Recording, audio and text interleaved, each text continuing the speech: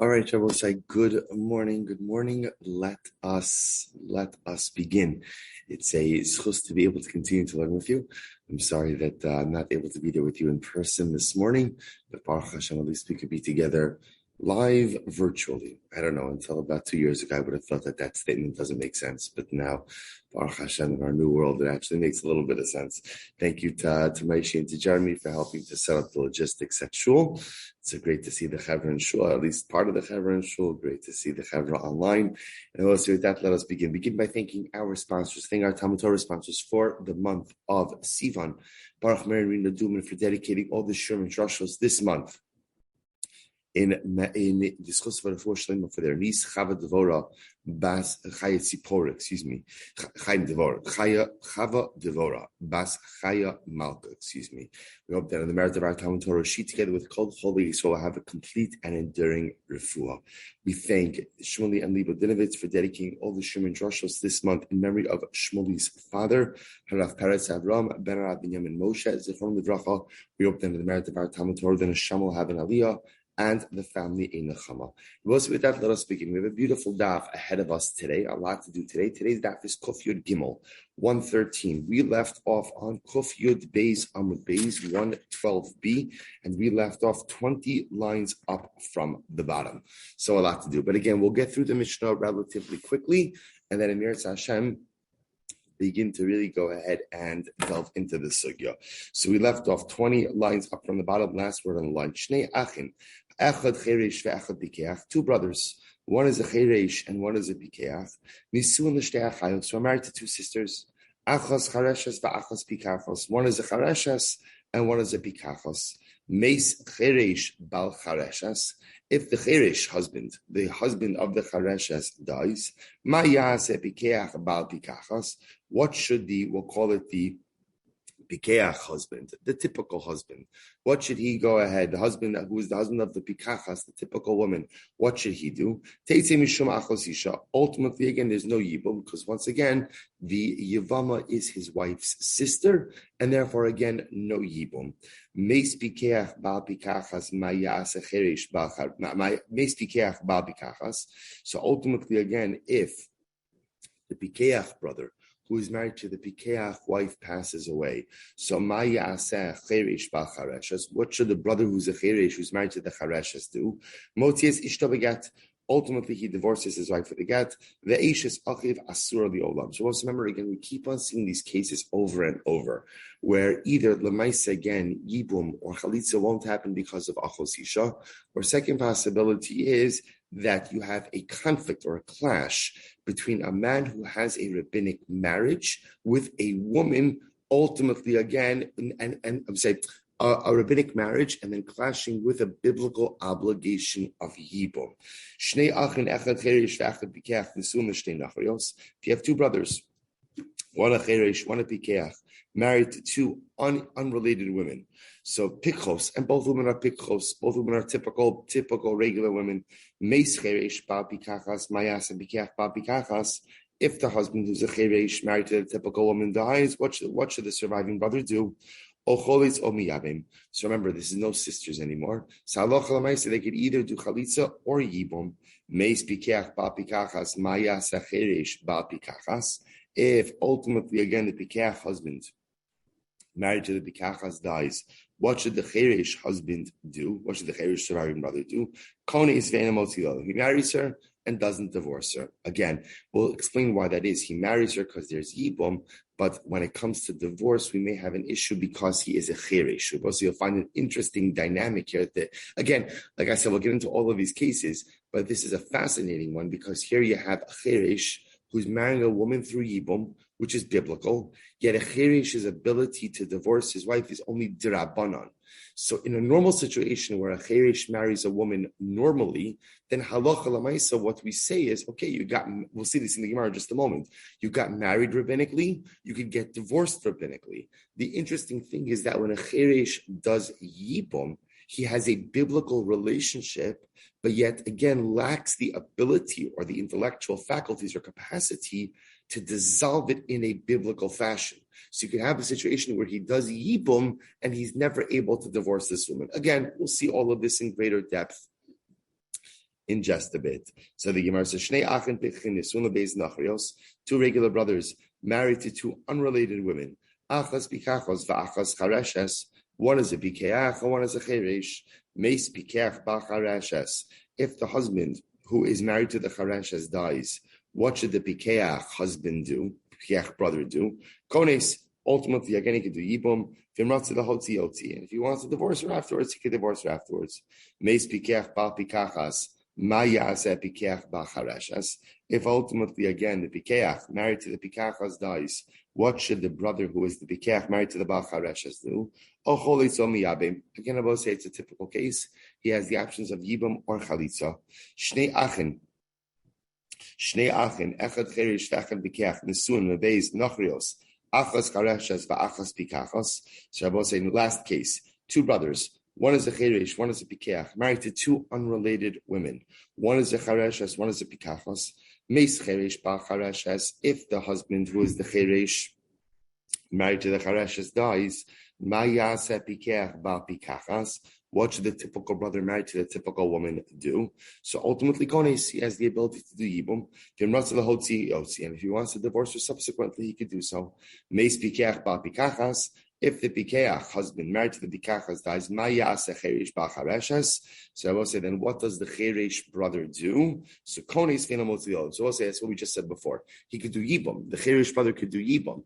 The problem once again is once a Cheresh brother does Yibum, there is no longer, and once he marries her, there is no longer an ability to go ahead and divorce her. Once again, because the marriage will be biblical in nature, Yibum, but yet a Cheresh's ability to navigate the relationships ultimately, again, is only a Dirabanan. Beautiful. But I'll say all these cases. Now let's drill in, not as much to the cases, but a bit more into some of the concepts. I will say, says the Gemara, 7 lines up from the bottom. Amarai Barchama. Maishna Cheresh v'charesh estetakinu l'Rabbanan nisuin, u'maishna deshota, shota v'shota, to l'otakinu l'Rabbanan nisuin. And I will say, I mentioned this in yesterday's shir, one of the greatest novelties of this Mishnah is that we see that there is a concept of marriage by a Cheresh. Who knew? Who knew? My entire Talmudic life, we always assume Cheresh shota the cotton, all of them lack capacity. Marriage requires capacity, so Cheresh shouldn't have the ability to enter into marriage. Yet we see that that's clearly not the case. Now, obviously, a Cheresh can't affect biblical marriage, but the Rabbanon were metaking, they created some type of rabbinic marriage for the Cheresh. To which the Gemara says, great. If that's the case, why is it that the Rabbanon only created a rabbinic marriage for a Cheresh and not a Shota? And not a Shota. Remember, a Shota is an insane person. A person lacks capacity. So remember again, I will say, what's the Gemara's question? Generally, we group Cheresh and Shota together. So if Chazal are going out of their way to create a rabbinic construct of marriage for a Cheresh, why don't they create a rabbinic construct of marriage for a Shota? To which the Gemara says something amazing.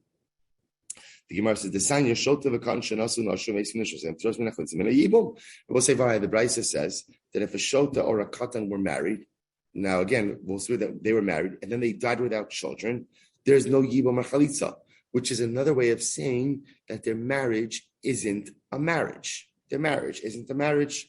To which the Gemara says, so why is it again that Chazal instituted marriage for a cheresh but not for a shota? To which the Gemara gives a fascinating answer. Cherish v'chareshes tekaimet akanta d'Rabbanan takinu lehu Rabbanan nisuin. So when it comes to a cherish and a chareshes who have the ability to live together, they have the ability to live together. So therefore, Chazal instituted for them a construct of rabbinic marriage. What does this mean? Take a look at Rashi. This is so fascinating. Tekaimet akanta d'Rabbanan shedarkan lihios shalom beinehen. I will say, Cheresh and Chareshes have the ability to live together. They could create what is for them a normal life, and they could ultimately again live b'shalom. They could live peacefully together. Therefore, afilu Cheresh and Chareshes koshkin kishipikach. So I will say, so therefore again, this is incredible. When a man and woman could live b'shalom together, so ultimately again in a case like that, Chazal instituted a rabbinic construct of marriage. We go back to the Gemara. However, shota v'shota, the low time atakanta d'Rabbanan, but I will say shota and a shota who cannot live together. Why not? A person can't live together with a snake in one basket. In other words, what is it saying? See, chirish and chareshes, there's a physical disability. There's a physical disability.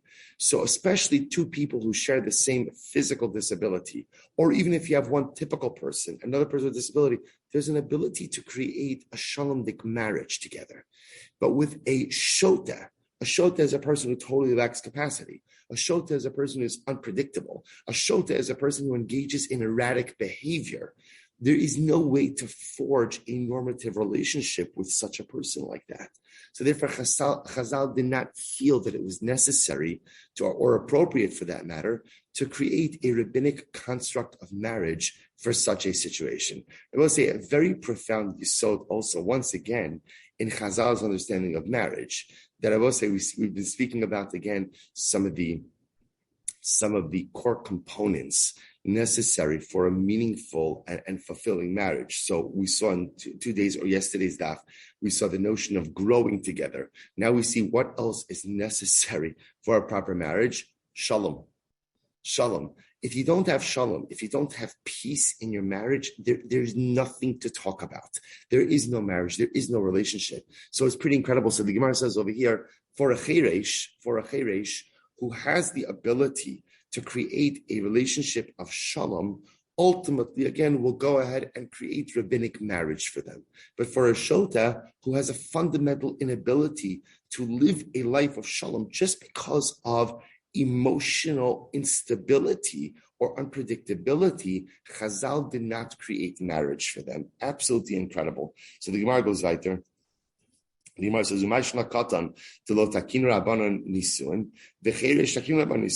so ask another question. Why is it that a katan doesn't have marriage? A katan can't affect marriage, yet a cheresh can.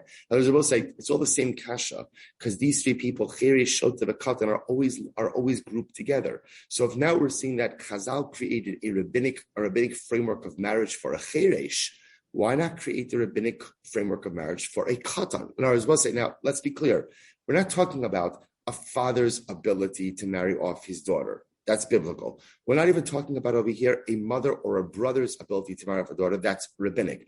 We're talking about stamakatan. A boy wants to affect marriage. Why can't he? If after all, again, we're saying over here now that a chirish can affect marriage, why can't a katan affect marriage? So I will say interesting idea. So the Gemara says, chirish delo asi lechlal nisuin takin rabbanan nisuin.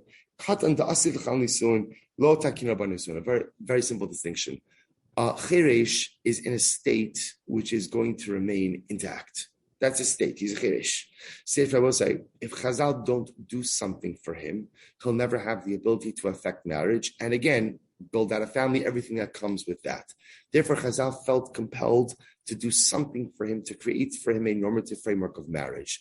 Masha'en kina katan, wait a little bit of time, and in Eretz Hashem, the katan will become a gadol, zah katan, gadol yihya, and ultimately, again, he will be able to affect marriage in a normative fashion. Incredible. So the Gemara says, but one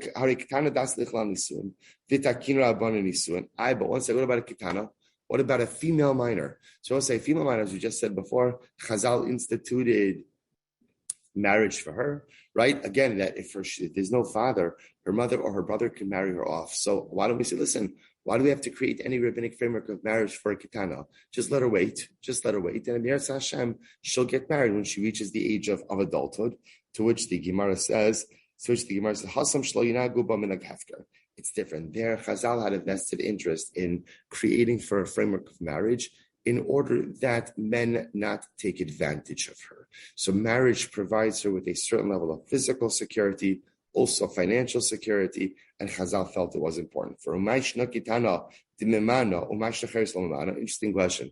Why is it that a kitana has the ability to do miyun, right? Remember, her simple refusal to continue in their marriage dissolves the marriage. Midrabanan, right? Also remember again, miyun only works ultimately for kedusha dirabanan, where her brother or her mother marries her off, not where her father marries her off. Where her father marries her off, that's biblical marriage, and that requires a get. Rabbinic marriage could be dissolved with miyun. So ask the Gemara, so why can't the chareshas also dissolve her marriage with miyun. After all, it's a rabbinic marriage as well. Top of Kuf Yud Gimel, Mimani v'lo nasbila. I will say, because you know why? Here's what's interesting. If Chareshes could go ahead and dissolve her marriage through miyun, ultimately, again, no man is going to marry her. Why? Look at Rashi. Rashi says, Tap Rashi, Kuf Yud Gimel and Alf 113a, first line. The Holil Ula Olam Hi Yechol Lamayim Mipnei Charushasa Avaktanik Vosha. Listen to this. No man is going to marry a Chareshes if forever she has the ability to do miyun. Then I will say at any given moment she could just dissolve the marriage. It's interesting. In that case, the man would have absolutely no marital security. So why would he marry such a woman? You'll say, but then why would he marry a kitana? Because she could also do miyun. Here's the difference with the kitana. With the kitana, there's a limited window in which she could perform miyun, only when she's a kitana. Once she reaches the age of adulthood, lamaisa, the marriage morphs into a normative marriage, and there's no longer an ability to do miyun. Since Chazal had a vested interest in ensuring that the Chareshes gets married, they did not give her the right of miyun. Fascinating. Why is it that a kitana has the ability to eat truma? Right? I will say when a kitana marries a kohen, she has the ability to eat truma. Yet, interestingly enough, a chareshes does not. Interesting. A chareshes, if she marries a kohen, as much as that marriage is a rabbinic marriage, she doesn't have the right to eat truma. Why is that? This nan, hey Rabbi Yochanan ben Gudguda, ala chareshes she'sia avia sheyotze beget. Rabbi Yochanan ben Gudguda has testified that a chareshes whose father married her off, that she goes out with a get. She goes out with a get. V'al kitano, bas Yisrael sheni seis lekohen shocheles b'truma. And furthermore, it testified that if a kitana marries a kohen, she can marry truma. Then I both say now we can infer from that he's only spoke about a kitana who marries a kohen, not a chareshes who marries a kohen. V'ilu chareshes lo achla. So you see from it that a chareshes can't eat truma if she marries a kohen. So why? Both the ketana and a chareshes really have the same level of marriage, right? They're both kiddushay dirabanan. If that's the case, then lamaisa, why could the ketana eat truma and yet the chareshes cannot? Gezerah shemi yachil cheresh bechareshes. It's interesting. What are we concerned about? It's fascinating. We're concerned about a case of a kohen who is a cheresh who marries a chareshes. That's what we're really concerned about. That halacha lamaisa. I will say again, that's going to be a rabbinic marriage on all ends, and therefore we're concerned that she's going to end up eating truma. To which the Gemara says, "Let her eat truma." V'leichol katan ochal nevelosu. The Bible says a fascinating expression. There is a concept of katan ochal nevelos, which means if you see a katan eating something not kosher, right? So I will say, so the halacha is, I hate to say it like this, it's not a big deal. We don't give a katan something not kosher to eat. But lamaisa, if the katan is eating something not kosher, okay, you don't have to go ahead and go nuts over it. So the cheresh, or say the chareshes, is just like a katan. So if she's going to eat truma, is it really such a big deal? She doesn't have capacity. She doesn't have liability. So lamaisa, what's so terrible about allowing her to go ahead and eat truma? To which the Gemara says, I will say, what's our real concern? Our real concern is that halacha lamaisa, if a cheresh kohen, listen to this, our real concern is a cheresh kohen marries a typical woman, a regular woman. So I will say, so now we have an issue. Because I will say, listen to this. A cheresh kohen who marries a typical woman, that is only a kiddushay dirabanan. That's a rabbinic marriage. The ability to eat truma is only given when? To biblical marriages. If a regular woman illegally eats truma, that is an incredibly serious transgression. So the Gemara says all of these cases that we mentioned over here, the real concern we have, at the end of the day, the real concern we have is for this last case. That's the real concern about a cheresh who marries a pikachas, a cheresh kohen marrying a typical woman. That's where we have our concern, lest she come to go ahead and eat truma. To which the Gemara says, but one second, even a cheresh with a pikachas, she should still be able to at least eat truma dirabanan, right? That should work to be able to eat truma dirabanan. To which the Gemara says, you're right. Gzeira dilma asila ochla with truma daraisa. Ultimately, we're concerned that she may come to eat truma daraisa. So both say, so kind of just to bring this all together, this is really quite fascinating. See, even though a ketana who marries a kohen is permitted to eat truma, a chareshes who marries a kohen is not. Now, why is that? Now, that's all of this is a concern because of a case of a kohen cheresh who marries a pikachas. That's our great concern, because in that case, again, that's rabbinic marriage, and if the pikachas ends up eating truma, that would actually be a severe transgression. Incredible. Umayshna ketana de is like suva, umayshna chareshes de less like suva. So ask the Gemara, why is it that a ketana has a ksuva, right? If a ketana marries a man, so there's an obligation, he has to give her a ksuva, and yet the chareshes does not have a ksuva. So what's the pshat? The imkain memani velo naspila. They both say the concern is that halacha l'maisa, if you have to give a chareshes ksuva, people aren't going to marry her. As I will say, remember again, you see this tension. We have a vested interest in marrying off the chareshes. We have a vested interest in getting her into a marriage. So l'maisa, anything that's going to potentially derail that, we go ahead and we avoid. So if there's a ksuva, that might say to a man, listen, if I have to pay a ksuva, I'm not going to marry this chareshes. I'm not going to marry her. But if there's no ksuva, perhaps again that might be an additional motivation to have him marry her. Okay, well, ketana milad is like ksuva. But by the way, from where do you know that a ketana has a ksuva? Where do you know that from? To which the Gemara says, "Disnan hamema enes v'ashnia ba'ilin is in like ksuva." So we'll say the Mishnah says, "Hamema enes, a girl who does miyum, or a shnia, which is a secondary rabbinic erba, or an islandess. All of these women don't have a ksuva. Aval yotze beget, but any woman who goes out with a get." Ultimately, again, uketana, and a ketana is included in that. Yesh la ksuva, has a ksuva. The charesh, okay, so what's it say? You see, a ketana has a ksuva. Uvechareshes midalan dos la ksuva. And how do you know that a chareshes doesn't have a ksuva? To which the Gemara says, "Desanyo cheresh v'shota shenas cheresh v'shota. Excuse me, shenasu pikchos." We'll say if you have a man who's a cheresh or a man who is a shota, who marries a typical regular woman. So what's the halacha? It's very interesting. Even Abba says, watch this case. The man is a cheresh or a shota. He marries a typical woman, a regular healthy woman. And then what happens? Baruch Hashem, he becomes healed. Right? The man is now able to hear and to speak. He's no longer a cheresh. Or Baruch Hashem, he regained his mental faculties. So now Baruch Hashem again, he's not a shot anymore. So what's the halacha? Ein lahem aleim klum. Ultimately, I will say the women still have no claim of a ksuva against him. Right? Because Lamais, again, when he married them, he was a cheresh or a shota. There's no ksuva in that type of marriage. So halacha Lamaisa, even though now he's healed, there's no claim against. They have no ksuva against him. However, ratzu l'kaimon yesh no ksuva. But now, but say since these men have been healed, if they want to continue in their marriage, ultimately, again from this point forward, they will have a ksuva obligation. Upikeach shenasa charashes oshota. But say similarly again, if you have a pikeach, so the man is a typical healthy guy. He marries a chareshes or a shota.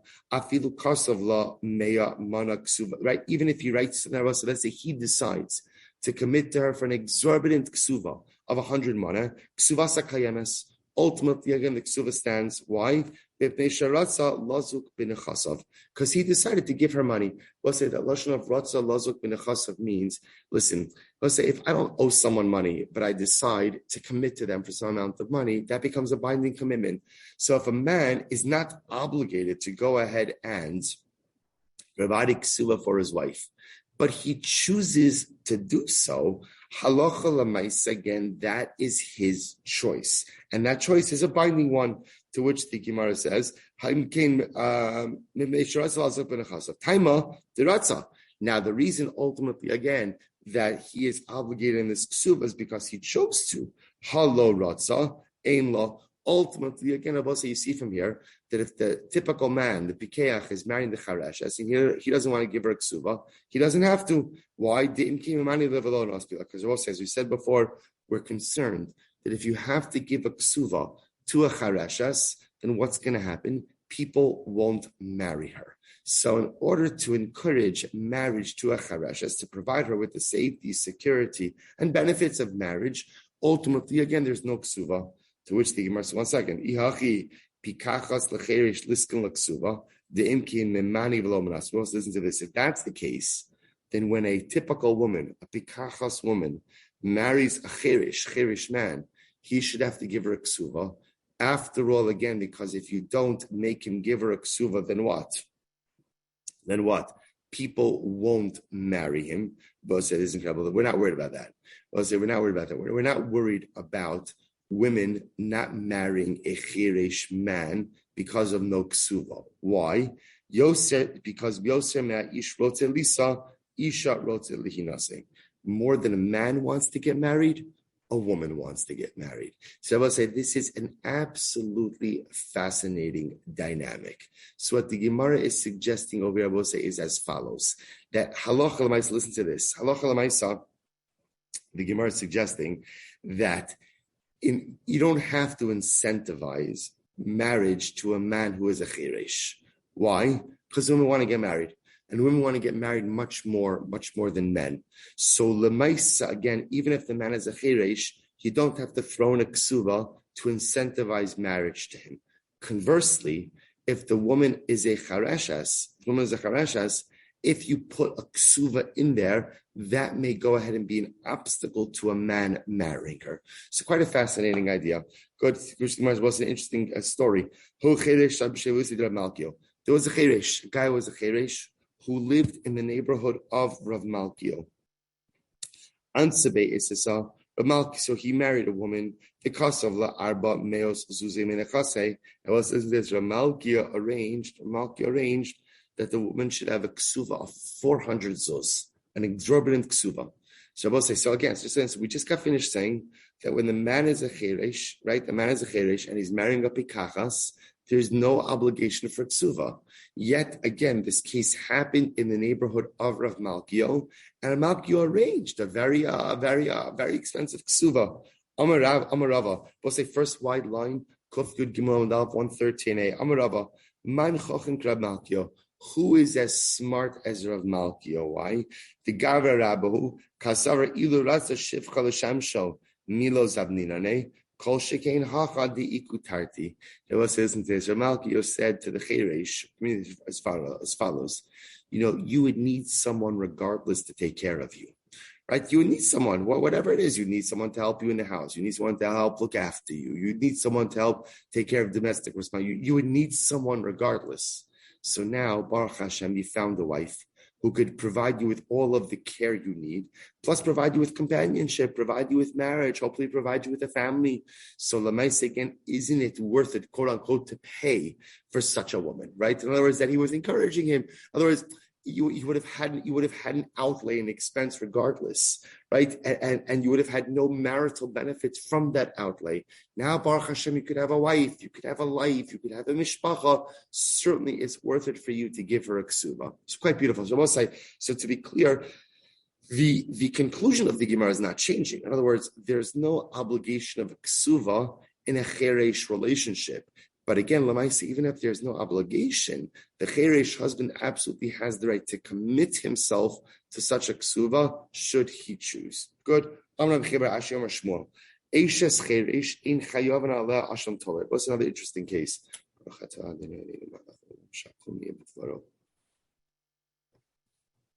Saeed, it's not the same as yours. I'm not going to lie. Not the same as yours. I'm on my third cup already, and I'm still not feeling awake. All right, so the Gemara says as follows. So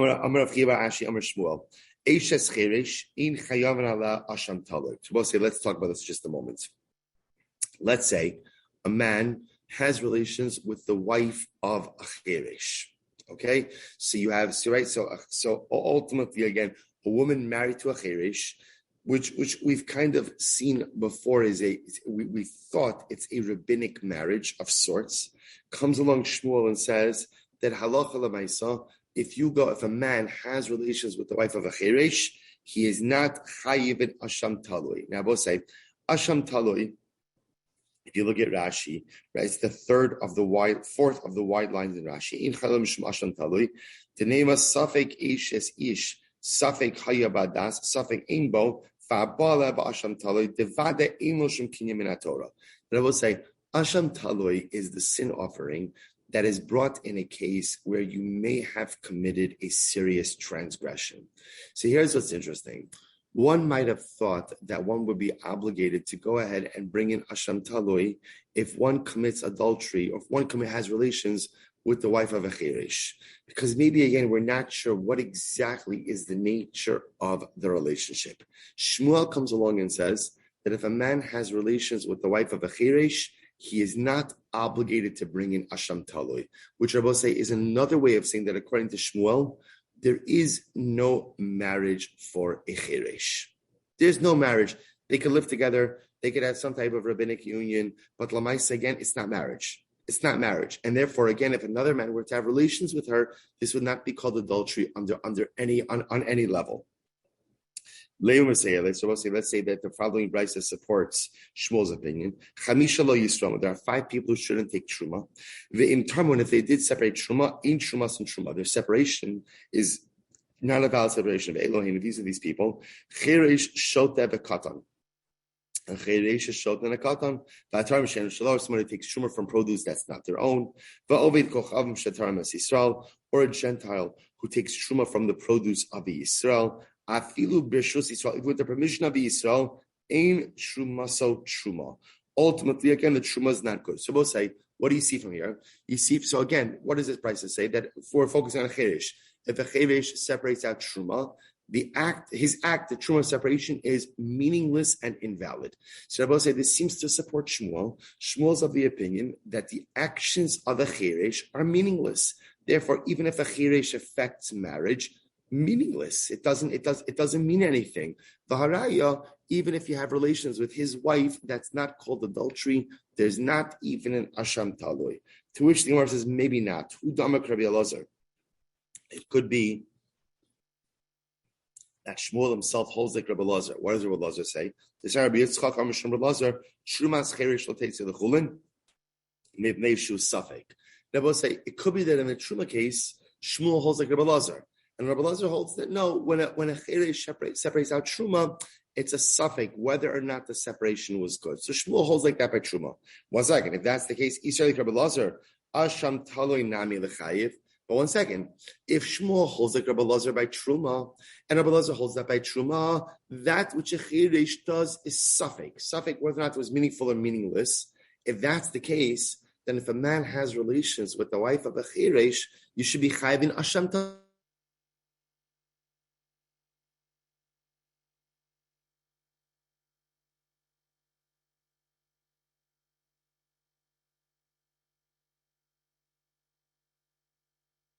Ba'inon chaticha mishtei chatichos. Shabbos said is very interesting.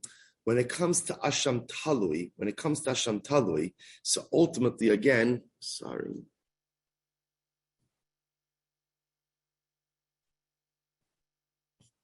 when it comes to Asham Talui, oh, you hear me all right still? We're good? Okay, it must be just YouTube. Okay. When it comes to Asham Talui, there's a special halacha about Asham Talui, which is, I will say, the typical case of Asham Talui is like this. You have 2 pieces of meat. One is basar, one is chalev. And what happens? You ate one of them.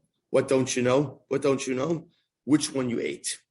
I will say, so that's the typical case of Asham Talui, what we call chaticha achos mishtei chatichos. There's 2 bodies, there's 2 entities, one aser, one mutter, you just don't know which one you engaged with. In this case over here, this is the right, when we talk about the wife of a cheresh, so this is not, that doesn't follow that model. This is one woman. We're just not sure of her status. So we'll say, so just to follow what's happening over here. Shmuel says, follow the progression. Shmuel says that if a man has relations with the wife of a cheresh, he is not chayiv an asham talui. He's not chayiv in asham talui. Now, I will say, so then the Gemara says, what does that tell you? That tells that according to Shmuel, the marriage of a cheresh is not a marriage. The Gemara says, oh, great. I'll bring a brisa that supports him. What's the brisa that supports him?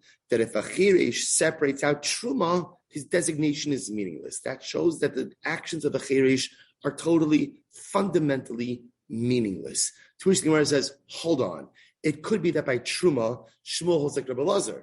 Right? And Rabbi Elazar holds that if a cheresh separates out truma, then Allah Chalamais, it's a suffix. It's a suffix. Well, if that's what he holds like by Rabbi Elazar, then if you have relations with the wife of a cheresh, you should be chayv in asham talui as well. Suffix. Is she married? Is she not married? To which the Gemara says, no. Shmuel holds there's no asham talui because I will say the din for asham talui is a very specific circumstance of chaticha achas mishtei chatichos. Two things in front of you, one motor, one aser. You engaged with one, you don't know which one you engaged in, that's asham talui. But I will say, in this case over here, that's not the case. Here you had relations with a woman who's married to a cheresh. The shayla is she married, is she not married? But that's not chatich achas mishtei chatichos. It's a suffix in one entity. Good. Umi by Rabbi Elazar chaticha mishtei chatichos. Then I both say, does Rabbi Elazar himself require this model of chaticha achas, one piece of two pieces, in order to be chayiv in asham talui? After all, again, the Gemara says, "V'tanya Rabbi Elazar Omer kai chayavin al chalbo asham talui." Rabbi say a kai. If you look at Rashi, Rashi says over here. Actually, we'll leave it. So no kai. Kai I will say is an animal. Is an animal. Now the difference of the kai I will say is kai is a suffix behema suffix chaya. Is a kai in the behema category or a chaya category? I will say, what's the difference? A behema, chaylev is aser, its fat is aser. And chaya, the fat is not aser. So yet Rabbi Elazar is on record as saying, kai, if you eat the chaylev of a kai, you're chayiv, right? You're chayiv in asham taloi, because maybe you ate forbidden fat. Now I will say, that's not chaticha achas mishtei chatichos. Ultimately, again, that's one thing. And yet you're still chayv asham taloi. To which the Gemara says, you're right. Shmuel savak Rabbi Elazar bechada, upalagali bechada. It could be that Shmuel holds almost like Rabbi Elazar in one case, maybe like by truma, but ultimately it doesn't hold like Rabbi Elazar in the case of asham taloi. Okay. The Gedami, your alternate version of this, Amr Pia bar Hashem or Shmuel, Eishes cheresh chayav and aleh asham taloi. Rabbi Elazar is an alternate version of this. The alternate version of this is, if a man has relations with the wife of a cheresh, you are chayiv in asham taloi. The Gemara says, in whose opinion does this reflect? Ultimately, again, the Gemara says, Meisvei chamish lo yisramu, savla Rabbi Elazar. We'll say in this version, Shmuel holds like Rabbi Elazar, namely that for asham talui, you don't need chaticha achos mishtei chaticha. So I will say, so two very interesting halachos. So first of all, say we paskin that if a man has relations with the wife of a cheresh, he is not chayiv in asham talui. Because I will say, at most, remember again, halacha l'mais, at most, we are affecting rabbinic marriage for a cheresh, not biblical marriage. If it's not biblical marriage, then there can't be any level of rabbinic liability for adultery with her. That's number one. I will say, what I will tell you is also something very interesting. By asham talui, how do we paskin? You only bring in asham talui in a case of chaticha achas mishtei chatichos. You need this paradigm of two pieces, one mutter, one aser. You engaged with one, not sure which one you engaged with. That's the case of asham talui. But a suffix that exists within one entity, that ultimately is not an asham talui case. Very interesting. Second to last line from the bottom. Go if Yud Gimel Amud Aleph. Boy Rav Ashi, my time with Rabbi Elazar. Rabbi say this is really fascinating. What is Rabbi Elazar's logic? So we'll say Rabbi Elazar holds that halacha l'maisa. It appears that Rabbi Elazar would hold that in the case of an Eishes Cheresh, ultimately, again, one would be chayiv in asham talui.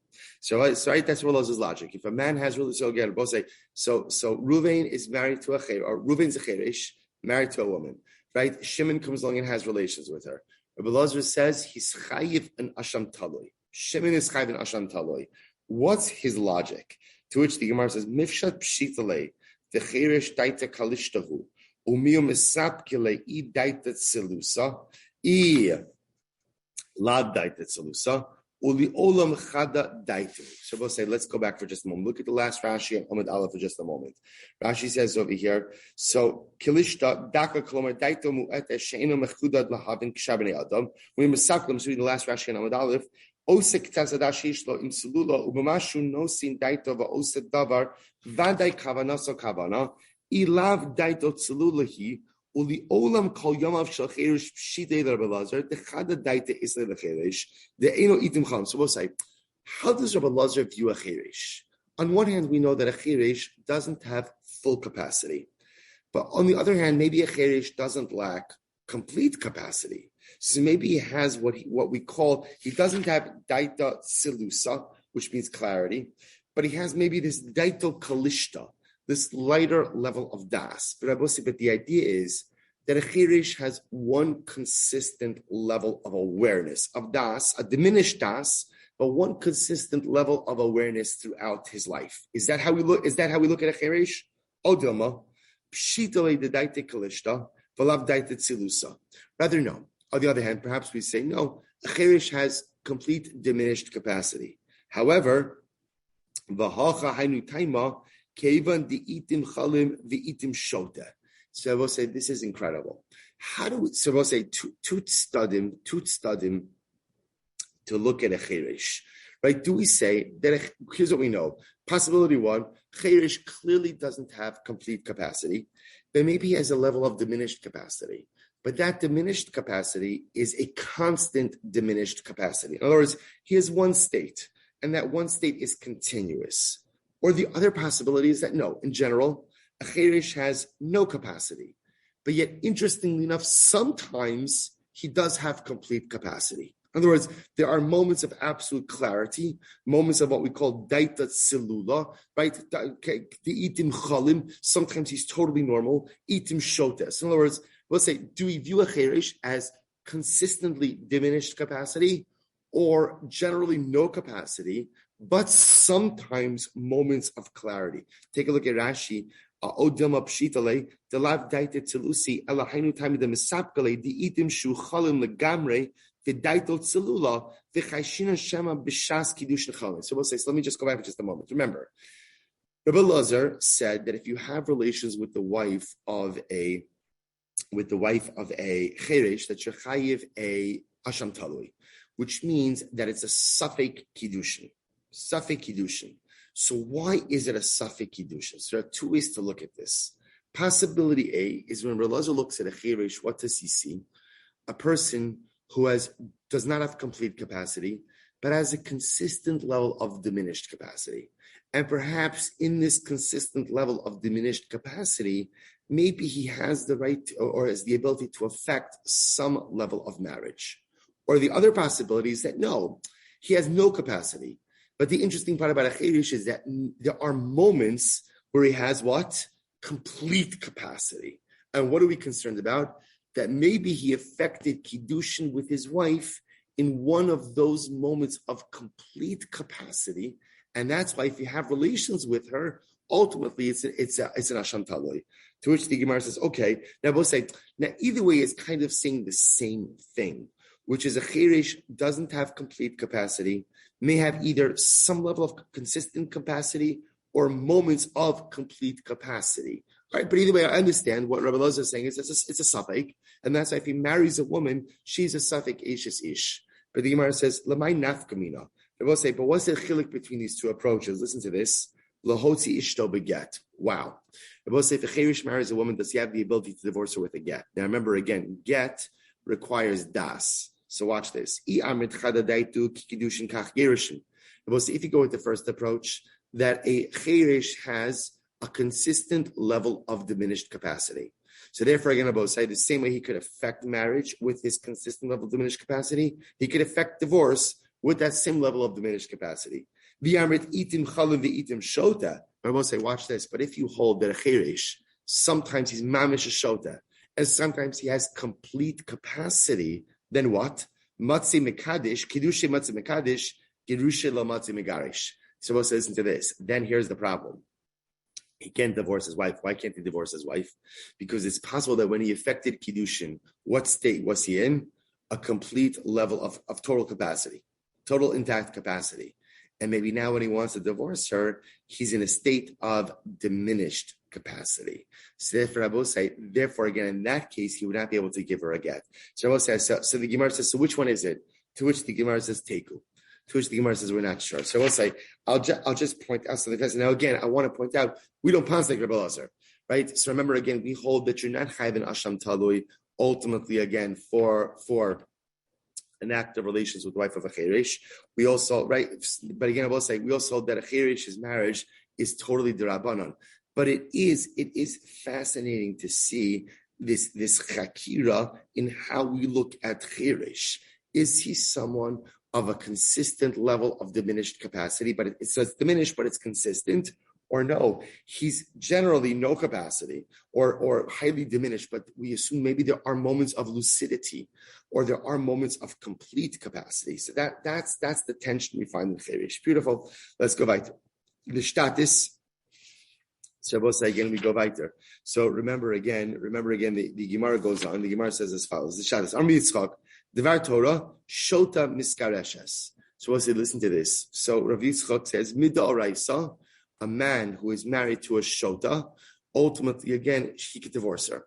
So I will say this could be in a couple of different capacities. In other words, so whether he married a woman who was typical, right? Ultimately, again, she becomes nishtata. She becomes a shota. He has the ability to divorce her. Why? I will say because ultimately, again, it's no different than a regular woman who could be divorced against her will. Others will say, even with a regular woman who has total capacity, you are allowed to divorce a woman without her consent. To which the Gemara says, So we'll say, so here's what's interesting. So really, because you don't need the consent of a woman for gerushin, therefore, halacha l'maisa, even by a shota, you should be able to divorce her.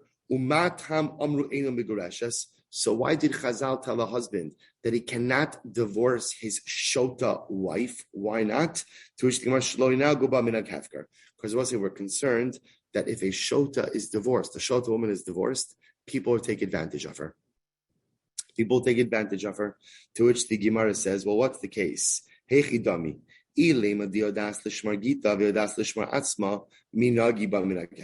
So I will say, remember again, there's different shades of being a shota. If she's the type of woman who, if she were to receive a get, could guard her get and also knows how to look out for her person, for her body, then ultimately, again, minagi ba minak hefker, then I will say she'll be fine. She'll be fine. People won't take advantage of her. So I will say, so now what are we talking? We're talking about a woman who ultimately, again, doesn't know how to guard her document and also doesn't know how to take care of herself. So I will say that's the case where Chazal were concerned that if we allow a husband to divorce his wife in this state, other people take advantage of her. To which the Gemara says, in this kind of case, would you be able to divorce such a woman after the Ha'amri de Rabbi Yanai, the Nasan Biyada? Well, the Torah says as follows. Torah says, you shall put the get in her hand. I will say a woman has to be able, her hand, she has to have a hand, right? In other words, I will say, as much as halacha l'maisa, you could divorce someone against her will, she has to have basic capacity to be able to receive and to look after her get. This would exclude ultimately, and I will say, a woman who doesn't have the ability to receive and to guard her own get. The Tanakh says, so you have to send the wife away from your home. Misha, when you divorce her, Rabbi say this refers to a woman where when you divorce her, she's going to leave. Right? The Gemara says, but if a woman gets divorced, she leaves someone, she comes back. In other words, what does it mean she leaves someone, she comes back? She doesn't have the capacity to recognize what divorce really is. Ultimately, again, she's not divorced. So Rabbi say, let's analyze it just a moment. So remember, the Mishnah said that if a woman is a shota, her husband should not divorce her. The Gemara says, Midoraisa, he can't divorce her. Why can you divorce a shota? Because divorce doesn't require consent. So the same way that divorce doesn't require consent, ultimately, halacha l'maisa, Halacha, a man could divorce his wife even if she's a shota. So why did the Rabbanan say don't? Because we don't want people to take advantage of her. But one second, the Gemara says if we're talking about a woman who people could take advantage of, that means she has no das. If she has no das, then even mid'araisa you can't. In other words, as much as divorce doesn't require consent, divorce requires another party who has das. But if we're talking about a woman who can't guard her get, can't guard her person, then lemaisi even mid'araisa you can't divorce her. Lo tzricha diodas lishmar gita ve'eni odas lishmar atzma. What are we talking about? A woman who has enough capacity to guard a document, right? If you put something in her hand, she could watch over that, but she does not know how to watch over herself. To which the Gemara says, Dvar Torah shota miskareshes. The hayodas lishmar gita. They're both saying in such a case, midaraisa, the only level of capacity you need is enough capacity that if you put something in her hand, she knows how to take care of it. But if she can't look after herself, you could still divorce her midaraisa. The hayodas lishmar gita. But Amar Rabbanan will say it's in that case where even though again, since she has the ability to guard that which is in her hand, ultimately, what you have the right midaraisa to divorce her. Chazal stepped in and said, in that case, I will say that Rabbanan stepped in and said, no. In that kind of case, even though midaraisa, you can divorce her. But since halacha l'maisa, we are concerned that what? That halacha l'maisa, she can't look after herself. People are going to take advantage of her. In that case, Chazal said, you can't divorce her. You can't divorce her. Amar Abaye dekanami diktani gabe dida nishtatis lo yotzi the gabe dide lo yotzi lo. So also Abaye says this is the diak in the Mishnah. If you look at the Mishnah says as follows. The Mishnah says if she becomes a shota, so the Mishnah says lo yotzi, the husband can't divorce her. The gabe dide, yet if the husband becomes a shota and he's married, in other words, he got married, he was a normal guy when he got married, then it becomes a shota. The Mishnah says first white line will say lo yotzi olamis. He can never divorce her. But I will say, see the difference in the lashon? When she becomes a shota, the Mishnah says he cannot divorce her. When he becomes a shoteh, the Mishnah says he can never divorce her forever. Why is it safe forever by him and not forever by her? Here's the difference. Ma'ishnahacha diktani olamis u'ma'ishnahasam delokatani olamis elishmamina hadaraisa hadrabana. We'll say, here we go. Watch this. You see, when he becomes a shota, I will say, mid-d'oraisa, he can't affect divorce. Because since he doesn't have das, he can't affect divorce. That's why the Mishnah says he can never divorce. Meaning that means d'oraisa, he can never divorce her. I will say, when she becomes a shota, could he divorce her? Yeah. As long as she has enough capacity to hold that get in her hand and watch that get, she's good, right? In other words, he could divorce her mid-d'oraisa. Midrabanan, he's not allowed to divorce her. Why? Again, we're assuming we're talking about a case about a woman who can't look after herself because we're concerned that halacha l'maisa, people will take advantage of her. So it doesn't use lashon of olamis forever because olamis means da'araisa. It's telling us that halacha l'maisa mid'araisa, he can divorce her, but midrabanan, to safeguard this woman that other people shouldn't take advantage of her, we preclude him from divorcing her. Incredible. I'm Rabbi Yochanan ben Nuri. So also Rabbi Yochanan ben Nuri said as follows. So the Gemara says from the Mishnah, Bailo, Rabbi Yochanan ben Nuri ish pshitale v'isha kami baile, o dilma isha pshitale v'ish kami baile. They will say, what was Rabbi Yochanan ben Nuri asking about? Right? It was Rabbi Yochanan ben Nuri said in the Mishnah, why is it that a woman who becomes a chareshes ultimately again could be divorced, but ultimately again a man who becomes a chirish cannot divorce his wife? So the Gemara says as follows. According to Rabbi Yochanan ben Nuri, ish pshitale v'ish kami baile, was it pashut for him about a man, but he was musubak about a woman? Or dilma isha pshitale v'ish kami baile, or maybe again it's pashut by the case of the woman, but he was musubak about the man. Tashma, but say looking with the Gemara said, "Kamru lei eino doma isha megarish isha miskareshes sha isha yotze l'rtzona v'shol l'rtzona." So they said to Rabbi Yochanan ben Nuri, you can't compare. You can't compare. Why? Because a woman could be divorced with her will or against her will. But a man could only divorce with his consent. Shmamina ish kami baile. You see, Rabbi Yochanan ben Nuri's question was about the man, not about the woman. Adraba, midika amarle af zuki yotseba shmamina ish kami baile. Ella Rabbi Yochanan ben Nuri devrein kamarlo. We will say Rabbi Yochanan ben Nuri was asking the Tanakama. Watch this. What this will conclude. Lididi ki echi di ish lo matzi megarish ish nami lo megarisha. Rabbi Yochanan ben Nuri says, if you ask me, the same way that a man, if he is a shota, cannot divorce his wife. When a woman becomes a shota, she cannot be divorced as well. But according to you, Tanakama, why do you make a distinction between a man and a woman? And by a man, you'll say if a man becomes a shota, he can't divorce his wife. But if a woman becomes a shota, her husband can divorce her. Amrulo einodome ish hamagaresh lisha miskareshes. And they say back to Rabbi Yochanan because you can't compare it. Because in general, divorce requires the das of the man, but doesn't require the das of the woman. So I will say, if you bring this all together, halacha l'maisa, well, this will stop. What we have is as follows. When the man becomes a shota, he cannot divorce his wife. Everyone will agree with that because, remember, divorce requires consent.